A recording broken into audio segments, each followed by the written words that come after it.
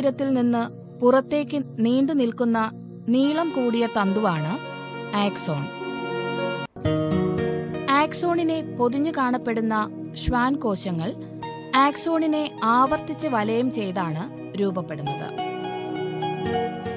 Schwann കോശങ്ങളുടെ ആവർത്തിച്ചുള്ള വലയങ്ങൾ രൂപപ്പെടുത്തുന്ന സ്ഥലമാണ് മയലിൻ ഷീത്ത്. മയലിൻ എന്ന കൊഴുപ്പു നിറഞ്ഞ ഈ മയലിൻ ഷീത്തിന് തിളങ്ങുന്ന വെള്ള നിറമാണ്.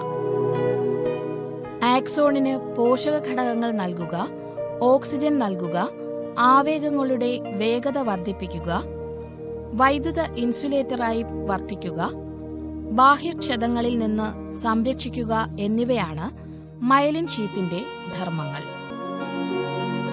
ആക്സോണിന് പോഷക ഘടകങ്ങൾ നൽകുക, ഓക്സിജൻ നൽകുക, ആവേഗങ്ങളുടെ വേഗത വർദ്ധിപ്പിക്കുക, വൈദ്യുത ഇൻസുലേറ്ററായി വർത്തിക്കുക, ബാഹ്യക്ഷതങ്ങളിൽ നിന്ന് സംരക്ഷിക്കുക.